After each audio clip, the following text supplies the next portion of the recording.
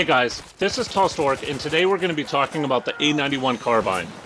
I know that there are a few fans out there that love this carbine, but I would never consider myself to be one of them. After a while of using it, it did become bearable, but it just simply failed in a lot of different situations. It certainly has applications in this game, but those applications are extremely limited. The map designs in general cater to the medium to long-range weapons, but generally have an area or two where close-quarter weapons will be useful. The problem in this case is that a close-quarters weapon will more times than not require one of two things, or preferably both: a rate of fire advantage, a reload time advantage. As we go into the weapon stats, you will easily see that even given the A-91's advantages, it is still overshadowed by downfalls.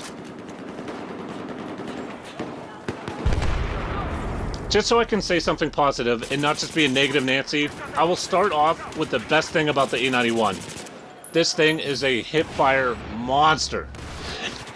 It takes some getting used to be ready to hip-fire some crazy ranges, but it can certainly deal out the damage while maintaining the mobility of not aiming down sights.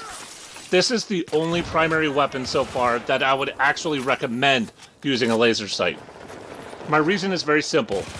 There are so few benefits to using the A-91 that you are more or less forced to equip attachments to play to its strengths.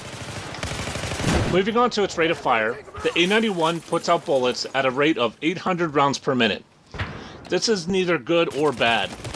It's really the middle of the road. This can be a good thing, as it will allow you to make some aim adjustments while firing, but not leave you in too bad of shape in a close-quarter situation. That being said, there are more guns that will fire faster, and you are likely to run into them while playing in those tighter areas. There are two reasons why this gun is negatively impacted for longer ranges and close quarters. The first is the recoil. It will bounce around to the point of uselessness sometimes while firing in extended bursts.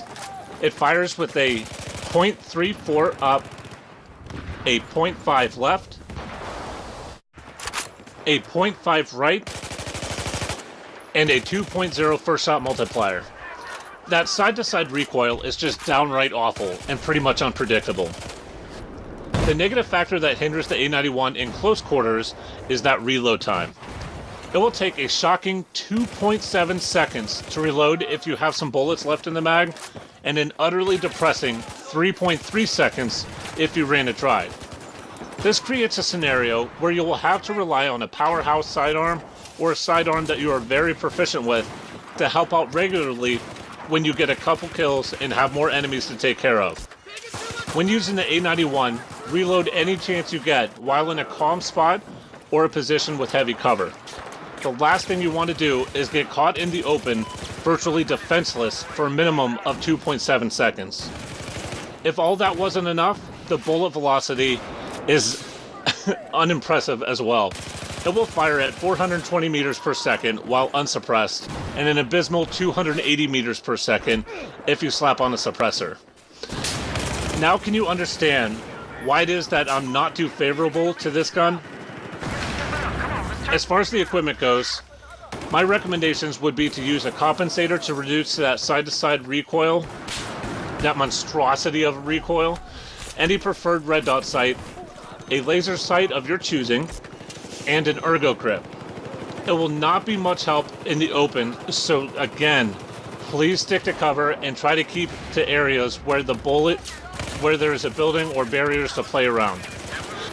I did have a couple games without dying and some other great games, but I had more bad games than usual. I could not help but think the A-91 had a hand in my performance tip.